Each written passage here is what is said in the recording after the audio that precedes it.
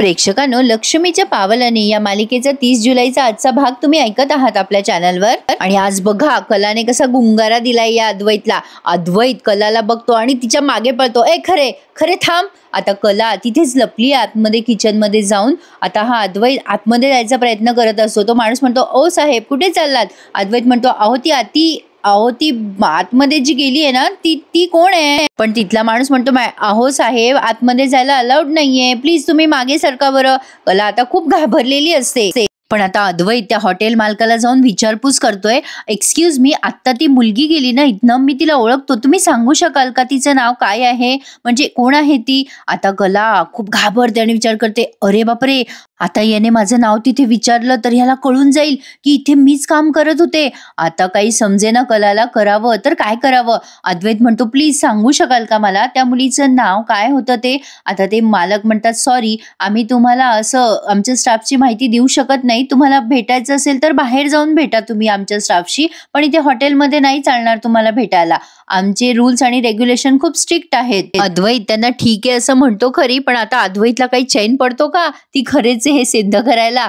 आता त्याने त्याच्या क्लायंटला फोन केला आणि विचारले, सर आजची मीटिंग पोस्टपोन केली तर चालेल का? अद्वैत आता त्याच्या क्लायंटला सांगतो की मी सानिकाला सांगून पुन्हा एकदा आपली अपॉइंटमेंट फिक्स करतो, आज मला इम्पॉर्टंट काम आहे, चालेल का तुम्हाला दिवेकर? आता ते तिकडनं हो म्हणतात बहुतेक। आता हा अद्वैत विचार करतो, आता मला लगेच घरी पोहोचायला हवं, म्हणजे ती आता बघितलेली मुलगी खरेच आहे हे सिद्ध होईल, कारण ती जर इथे असली तर ती घरी नक्की सापडणार नाही मला। अद्वैत आता ताबडतोब त्याच्या घरी पोहोचतोय खरं खोटं करायला। आता कला पण विचार करते, बापरे याने मीटिंग कॅन्सल केली म्हणजे हा नक्की घरी जाऊन शहानिशा करणार, मी घरी आहे की नाही, आणि मी जर याला घरी सापडले नाही ना तर नक्की याला शंका येणार की ही आता कॅफेत भेटलेली मुलगी मीच होते। अरे नाही, मला काहीतरी करावं लागेल। आता ती त्या हॉटेल मालकाला म्हणते, सर माझं आजचं काम इथलं पूर्ण झालंय, मी घरी गेले तर चालेल का? तुम्ही सांगितल्याप्रमाणे पैसे द्याल ना? आता तो मालक हो असं म्हणतो। आता ही कला म्हणते की मी सांगते त्या पत्त्यावर काजल खरेला पैसे पाठवाल का? आता ते मालक म्हणतो, हो काही हरकत नाहीये। आता कला त्यांचे आभार मानते आणि आता तिथून निघून जाते। खरंच खूप छान दाखवलाय प्रेक्षकांनो आजचा भाग, तुम्हाला खूप आवडेल। आता ह्या सरोज मॅडम आल्यात चांदेकरांच्या पेढीवर आणि आता सगळेच जण सरोज मॅडमची खूप सरबराई करत असतात। गुड मॉर्निंग मॅडम, कशा आहात तुम्ही? प्रत्येक स्टाफ अगदी आपुलकीने चौकशी करत असतो। सानिका म्हणते, अरे वा मॅडम, खूप छान वाटतंय तुम्ही आलात तर। ह्या सरोज मॅडम म्हणतात, बेंगलोरला आपल्या कामासाठीच गेले होते अगं मी सानिका। सरोजला आता सगळे विचारतात, चहा घेणार की कॉफी? आता ही सरोज त्या रोहिणीकडे बघून म्हणते, 2 चहा आण। मग रोहिणी म्हणते, मला तर ज्यूस हवाय। सरोज आता त्या शिपायाला नुसती खुणवते आणि आतमध्ये तिच्या केबिन मध्ये निघून जाते। आता मात्र या रोहिणीचा जीवाचा संताप झालाय, कारण रोहिणीला कोणी भावच देत नाही। आता ती विचार करते, हा काय नॉनसेन्स सुरू आहे, आम्ही दोघी तर चांदेकरच आहोत ना, मी तर मुलगी आहे चांदेकरांची, पण हे लोक मला गुड मॉर्निंग काय हाय हॅलो पण म्हणत नाही। या सरोजच्या मागे मागे राहून मला तर असं वाटतंय की मी या सरोजची सेक्रेटरी आहे, म्हणजे मी ज्यूस मागितलं तेव्हा परमिशनसाठी याने सरोज मॅडमकडे बघितलं। काय करणार, घरच्यांनीच एवढी पार्शालिटी केली आहे ना की बाहेरच्यांकडनं मी अपेक्षाच करू शकत नाही। आता ही सरोज तिथेच विचार करत उभी असते। आता तेवढ्यात एक स्टाफ मधला माणूस येतो आणि म्हणतो, ओ मॅडम जरा बाजूला सरका ना। आता ते शिपाई दादा जात असतात तिथून, तेव्हा ही रोहिणी म्हणते, ए हॅलो, तुला ज्यूस सांगितलं होतं ना? ते शिपाई दादा म्हणतात, हो पण सरोज मॅडमला चहा गरम लागतो। अरे देवा, आता मात्र रोहिणीचा आणखीन संताप झालाय। ती विचार करते, माझ्या समोर ज्यांची उभं राहायची लायकी नाहीये असे लोक माझ्या समोर आवाज चढवताय आज, फक्त तुझ्यामुळे सरोज। हे तुझं जे काही स्थान आहे ना ऑफिसमध्ये, हे मी तुझ्याकडनं कशी परत मिळवते ना ते तू बघच आता। आता ते शिपाई दादा बिचारे ज्यूस घेऊन येतात या रोहिणीसाठी आणि ती तो ज्यूसचा ग्लास तिथे अक्षरशः अशी उडवते आणि निघून जाते। काय माज दाखवते ही, बाप रे। आता आवाजामुळे सरोज बाहेर येते आणि म्हणते, काय रे काय झालं सदा? आता तो म्हणतो की मॅडम मी रोहिणी मॅडमला पाणी आणलं होतं आधी, पण आता त्या सरोजताई म्हणतात, बरं आलं माझ्या लक्षात, जा तुम्ही तुमच्या कामाला लगा। सरोज आता सानिकाला विचारते, अद्वैत कुठे गेलाय सानिका? सानिका म्हणते, एक मीटिंग बाहेर शिफ्ट झालीये सर, तिकडेच गेलेत। आता सरोज ठीक आहे म्हणून निघून जाते। आता सरोजला कळलंय रोहिणीने का आणि कशासाठी माज दाखवला असेल। असो, पण आता इकडे अद्वैत पोहोचला ना घरी। आल्या आल्या तो आधी त्याच्या खोलीमध्ये गेलाय या कलाला शोधायला। कला बेडरूम मध्ये दिसत नाही, तेव्हा त्याच्या लक्षात येतं की ही अति आगाऊ इथे नाहीये, मी तिचे डोळे बरोबर ओळखतो, ती मला फसवू शकत नाही, मला माहितीये ती अति आगाऊच होती. आता अद्वैत पाणी पिता पिता विचार करतोय, ती तिथे काय करत होती? नाही नाही, मी तर शोधून काढणारच. आता कसं तिला शोधू काही कळेना. पण आता तेवढ्यात तो विचार करतोय की तिला फोनच लावून बघतो. आणि आता तो तिला कॉल लावतो तेव्हा त्या मोबाईलचा आवाज तिथेच होतोय, त्या अंथरुणाजवळ. कला आता बाथरूमच्या बाहेर येते आणि फोनचा आवाज बघून तो फोन रिसीव्ह करायला लागते आणि बघते तर काय, तिथे अद्वैतचा फोन. अद्वैत तिला बघून म्हणतो, तू इथे? कला म्हणते, काय रे चांदेकर, खोलीतल्या खोलीत काय फोन करतोस माझा? इतकी आठवण येते का तुला माझी? अद्वैत विचार करतो, नाही नाही, माझे डोळे कधीच खोटं बोलणार नाही, ही मला गंडवतीये, असं कसं झालं असेल? कला म्हणते, काय झालं, बरं वाटत नाहीये का तुला चांदेकर? आता अद्वैत चिडतो आणि म्हणतो, शट अप, तू इकडे कशी? कला म्हणते, हा काय प्रश्न आहे, मी इकडेच तर असते. आता अद्वैत म्हणतो, अरे तू इथे कशी, तेच विचारतोय मी तुला. आता कला म्हणते, चांदेकर तुला कळत नाहीये का, तू काय बोलतोय? अरे शांत बस बरं बाबा. आता चांदेकर म्हणजे अद्वैत म्हणतो, तू मला आधी माझ्या प्रश्नाचं उत्तर दे. कला म्हणते, काय उत्तर देऊ मी, मला तुझा प्रश्नच नाही कळलाय. किती गोंधळलायस तू चांदेकर, आणि अरे तुला दम पण लागलाय. आता अद्वैत चिडतो आणि म्हणतो, तू गोंधळ घालतेस. आता कला काम करता करता म्हणते, काय गोंधळ घातलाय तो तरी सांग. अद्वैत म्हणतो, नसत्या चौकशा नको करूस तू मला. आता कला म्हणते, मी कुठे नसत्या चौकशा करतेय, मी तर तुझे कपडे घड्या घालतीये. आता अद्वैत खूप चिडतो आणि म्हणतो, तू मला फसवू शकत नाहीस. तू आता इथे माझ्या आधी आली आहे जस्ट, आणि हे सगळं सेटअप केलंय तू, हा नाटक करते तू सगळं. कला म्हणते, हा तसं तुझं बरोबर आहे. आता अद्वैत म्हणतो, हा कसं पकडलं आता तुला? कला म्हणते, अरे हो रे बाबा, मी आत्ताच वर आली आहे, खाली मी शेंगदाण्याचं कूट करत होते ना. अरे म्हणजे मला गाजराची कोशिंबीर करायची होती ना, त्यात कूट टाकायचा होता शेंगदाण्याचा. अरे अशी मस्त होते ना कोशिंबीर, शेंगदाण्याचा कूट टाकला तर, आणि ताजा ताजा कूट असला ना तर खूपच भारी होते. अरे मी मगाशी सांगितलं होतं अंजुला की दाण्याचा कूट करून ठेव आणि मग मी कोशिंबीर करते. आता अद्वैत म्हणतो, गप्प बस, मला तुझ्याकडनं पाककलेचे धडे नकोयत आता. कला म्हणते, का रे का, घे ना धडे. अरे मी तुला सांगते ना, तू मला सकाळी व्हिडिओ कॉल केलास ना, तसा व्हिडिओ कॉल कर, मग छान कुकिंग शिकशील तू. जसं तुला वाटतं ना की सगळ्या गोष्टीमध्ये तू परफेक्ट आहेस, यात सुद्धा तू परफेक्ट होऊन जाशील स्वयंपाक करण्यात. आई करे माझं. आता अद्वैत म्हणतो, तू विषयाला का फाटे फोडतेस? कला म्हणते, अरे कुठल्या विषयाला फाटे फोडते मी चांदेकर? अरे आता मी इथे आहे, मगाशी मी तिथे होते, या विषयाला काहीतरी आगापिछा हवा की नको? अरे चांदेकर, मी मनकवडी नाहीये रे बाबा. अद्वैत म्हणतो, मी आत्ता तुला कॅफेमध्ये बघितलंय, मी आत्ता बघितलं तुला तिथे, खरं बोल खरे. आता ही म्हणते, कुठलं कॅफे, काय कॅफे? अद्वैत म्हणतो, अरे ते लक्ष्मी रोडचे कॅफे. कला म्हणते, तू काय बोलतोयस ना चांदेकर, मला का आई कळत नाहीये. हे बघ, घरच्यांच्या आणि सगळ्यांच्या पोटात चांगलं जावं ना, म्हणून मी स्वतः तुला डबा आणून देत असते नेहमी. अरे मला असं वाटतं घरच्यांच्या पोटामध्ये घरचं जेवण जावं. तू कशाला बाहेरचं खातोस रे? मी एवढी मरमर करून डब्बा बनवते तुझ्यासाठी, आणि तू आणि काय रे चांदेकर, मी घरचं सोडून तिथे कशाला जाणार आहे खायला? अद्वैत खूप चिडतो आणि म्हणतो, अरे तू तिथे खात नव्हती बसलीस, तू तिथे वेटरचं काम करत होती. कला अद्वैतला इग्नोर करते आणि म्हणते, अरे चांदेकर काय बोलतोस तू? घरामध्ये मी किती काम करते, दुपारचं जेवण, सकाळचं जेवण, संध्याकाळचं जेवण, मी सगळं करते. सकाळी व्हिडिओ कॉल केला तेव्हा मी तुझी खोली आवरत होते, आणि आता मी तुझे कपडे घडी घालते. आता तुझं असं म्हणणं आहे का की मी हे सगळं सोडून बाहेर कॅफेचं काम कर? अरे चांदेकर, कौतुक आहे मला. मग तुला असं वाटतंय की मी सर्व गुण संपन्न आहे, क्षणात इकडे तर क्षणात तिकडे, पण तसं नाहीये रे बाबा. तुझा माझ्यावरच्या विश्वासाबद्दल थँक्यू, पण माझ्यात काही इतकी क्षमता नाहीये आणि मला काही जादू पण येत नाही. अद्वैत म्हणतो, हे बघ, तू मला गोल गोल गोल गोल बोलून कंडवू नकोस. मी बघितलंय तुला वेटरच्या वेशामध्ये, तू माझी ऑर्डर घेत होतीस आणि तुला कळलं मी आहे म्हणून तू घाबरलीस, आणि मग नंतर तुझं तोंडही दाखवायला तयार नव्हतीस तू. आता कला म्हणते, चांदेकर काय बोलतोयस ना तू, मला का आई कळत नाही, गोल गोल गोल गोल तू बोलतोयस. मी इथे होते तिथे होते, मला काही कळत नाहीये, मला कंटाळा आलाय तुझ्या बोलण्याचा. हे चांदेकर, मला कंटाळा आलाय आता तुझ्या ह्या प्रश्नांचा. आता अद्वैत चिडतो आणि तो, बस करा आता, मी तुला कॅफेमध्ये ऑर्डर दिली होती ब्लॅक कॉफीची, तू खरं खरं सांग, तूच होतीस ना? आता कला म्हणते, अच्छा तुला कॉफी पाहिजे तर स्पष्ट सांग ना, आता घेऊन येते, जरा शांत हो, डोकं शांत कर, निदान सगळीकडे मी दिसायची बंद होईल तुला. आता अद्वैत चिडतो आणि म्हणतो, अरे काही नकोय मला. कलाने अद्वैतला चांगलंच उल्लू घुमवलंय. आता अद्वैत विचार करायला लागलाय, अरे देवा, ही इथेच होती, मग कॅफेमध्ये कोण होतं? ही अति अगो मला काय खरंच सगळीकडे दिसायला लागलीये की काय? कला कपड्यांच्या घड्या घालता घालता विचार करते, उल्ल बनाया बडा मजा आया. असो, पण आता ती जिन्यावरून खाली येताना विचार करत असते, सुटले बाई एकदाची. आता जर याच्या तावडीत सापडले असते ना तर ह्याने मला जीव नकोसा केला असता. काय माणूस आहे हा? आता नुसती शंका आली म्हणून एवढं बोलतोय. त्याला जर खरंच कळलं की मी काय काय लपवते त्याच्यापासून तर फाडून खाईल मला.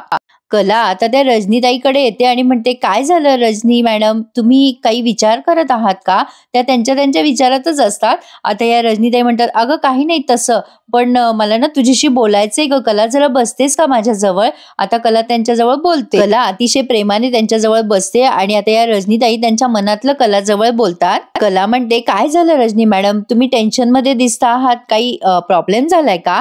आता ह्या रजनीताई म्हणतात, अगं प्रॉब्लेम तसा काही नाही ग, पण सोहम. आता कला म्हणते, काय झालं सोहम भाऊजींना? रजनीताई म्हणतात, अगं तू बघितलंयस ना कला आल्यापासून सोहम कसा शांत आहे, म्हणजे कोणाच्या अध्यात मध्यात नसतो ग तो भला आणि त्याचं काम भलं असं त्याचं चालू असतं. म्हणजे पेंटिंग करताना तर बाई तो हरवून जातो त्याच्या कामामध्ये, पण बघ ना हल्ली जरा शांत शांत असतो ग, जरा बिनसलंय त्याचं काहीतरी. नाही म्हणजे एकदम वेगळाच वागतोय ग, म्हणजे विचित्रच वागतोय असं म्हणणं. हल्ली खूपच शांत शांत असतो तो, मध्येच कधीतरी चिडतो. मला काही अंदाज नाही येते ग त्याच्या वागाय बोलायचा. तर आता ही कला म्हणते, सोहमची तब्येत बरी आहे ना? आता या म्हणतात, हो तो तसा व्यवस्थित आहे तब्येतीने, पण अगं म्हणजे माझा अंदाज आहे ग, तो प्रेमाभिमात पडलाय का? नाही म्हणजे अशा गोष्टी मुलं सांगत नाहीत ग पटकन आईला, म्हणून म्हटलं. कला म्हणते, हो. कला तू अंदाज घेशील का ग त्याच्या बोलण्या वागण्याचा, बोलतेस का त्याच्याशी? कला म्हणते, बरं मी बोलते त्यांच्याशी, ते कुठे आहेत? रजनीताई म्हणतात, तो रूम मध्येच असेल बघ त्याच्या. आता कला म्हणते, बरं ठीक आहे मी बोलते त्यांच्याशी. रजनी मॅडम चहा घेऊन घ्या. कला आता सोहमच्या खोलीत आली आहे बरं का, आणि ह्या धीराचा आणि या भाऊजाईचा संवाद खूप सुंदर दाखवला त्यांनी, म्हणजे कला आणि सोहमचा. आता कला सोहमच्या खोलीत येते तेव्हा सोहम काजलचेच फोटो बघत असतो मोबाईलवरती आणि तो जरा डिस्टर्बच असतो. आता कला तिथे येते आणि म्हणते, सोहम भाऊजी येऊ का जरा आतमध्ये? आता सोहम म्हणतो, हो ये ना वहिनी. आता कला म्हणते, कामात आहात का? सोहम म्हणतो, नाही नाही वहिनी, अगं आज जरा घरीच थांबलोय. कला म्हणते, आज कसे काय घरी थांबलात तुम्ही? सोहम म्हणतो, अगं बाहेर पाऊस आहे ना सुरू. कला म्हणते, हो खरं पाऊस तर आहे. सोहम म्हणतो, वहिनी पण आज तू इकडे माझ्या खोलीत कशी काय? आता कला म्हणते, खरं सांगू का तुला सोहम, अरे मला ना जरा बदल हवा होता आणि चांदेकरांच्या घरामध्ये कलेची खोली म्हणजे तुझी खोली, त्यामुळे या खोलीत आल्यावर मला खूप छान वाटतं रे. सॉरी, म्हणजे मी असं येऊ शकते ना तुझ्या खोलीमध्ये, कारण कलेची अगदी परिपूर्ण भरलेली खोली आहे तुझी अशी. सोहम म्हणतो, अगं वहिनी तू केव्हाही येऊ शकतेस माझ्या खोलीमध्ये. आता कला म्हणते, मी तुला एक रिक्वेस्ट करू का, तू एखादं पेंटिंग बनवशील का? सोहम म्हणतो, नको अगं वहिनी, माझा मूड नाहीये. आता कला म्हणते, का रे, कलाकार कधी असं पेंटिंग बनवायला स्केच बनवायला नाही म्हणत नसतो, काय झालं तुला? सोहम विचार करतो, काय सांगू तुला वहिनी, कारण तुझा गुंड्याच आहे. आता कला म्हणते, सोहम तुला एक गंमत सांगू का, माझी एक मैत्रीण आहे, तिचं तिच्या बॉयफ्रेंड सोबत भांडण झालं, तेव्हापासून ती कोणाशी बोलत नव्हती, कोणाशी नीट वागत नव्हती. मी तिला भेटले, तिने मला कारण सांगितलं, तेव्हा मी ते ऐकल्यावर खूप हसले. तिला मी सांगितलं, अगं एकटी असल्यासारखी काय वागतेस, तुझे आई वडील आहेत तुझ्यासोबत, मित्रमैत्रिणी आहेत, त्यांच्यासोबत असं वेगळं वेगळं वागून कसं चालेल? मग तिच्या लक्षात आलं की छोट्याशा गोष्टीचा ती किती मोठा बाऊ करते.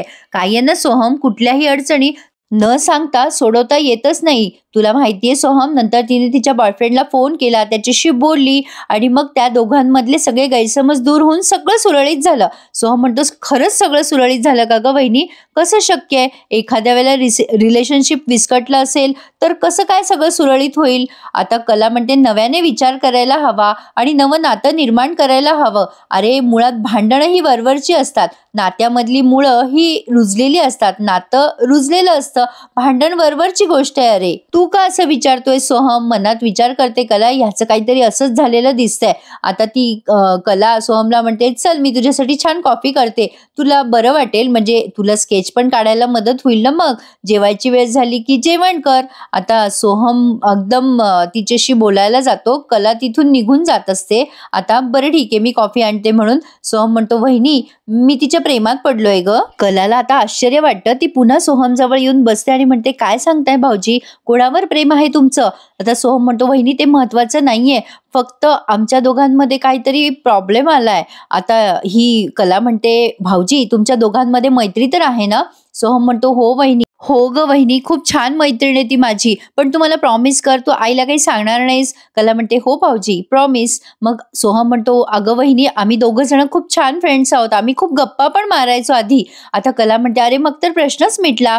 तू विचार कर ती तुला जवळचा मित्र मानते की नाही, मग तू मैत्री का तोडतोयस? तुला तिच्याविषयी काय वाटतं ना हे तुझ्या भावना झाल्यात, आणि भावना येतात आणि जातात, पण मैत्री तर निरंतर असते की नाही. त्यामुळे तुम्ही पूर्वीसारखे पुन्हा एकदा भेटायला लागा, गप्पा मारा, आणि त्या दरम्यान तू तिला विश्वास दे की तुझ्या मनात कुठल्याही भावना असल्या तरी तुमच्या दोघांची मैत्री कधीच तुटणार नाही. हे बघ, हे सगळं करताना जर तिला तुझ्याविषयी प्रेम वाटायला लागलं ना तर ती स्वतःहून तुला सांगेल, आणि समजा तसं नाहीच झालं तर तुझ्याही लक्षात येईल की तुमच्या नात्यामध्ये मैत्री पलीकडे दुसरं नातं निर्माण होऊ शकत नाही. आता सोहम म्हणतो वहिनी तू बेस्ट आहेस यार, माझा खूप मोठा प्रॉब्लेम सॉल्व्ह केलायस तू. आता कला म्हणते हो ना, मग आता बोला तिच्याशी, आता मी खाली जाते. आता असं म्हणून कला तिथून निघून जाते आणि सोहमला काहीतरी होप्स निर्माण झाल्यात काजल सोबत पुन्हा मैत्री करण्याच्या. आता ही कला खाली आली आहे. रजनीताई म्हणतात काय ग कला, बोलला का सोहम तुझ्याशी? कला म्हणते हो बोलला माझ्याशी तो, आणि काही काळजी करू नका, अगदी व्यवस्थित येतो. आणि तुम्हाला खरं सांगू का, या घरामध्ये मला सोहम भेटला ते सगळ्यात पहिल्यांदा, आणि त्यात आम्हा दोघांनाही कलेची आवड. आणि खरं सांगू का तुम्हाला रजनी मॅडम, जला माझी काजल जशी आहे ना मला, तसाच मला सोहम आहे.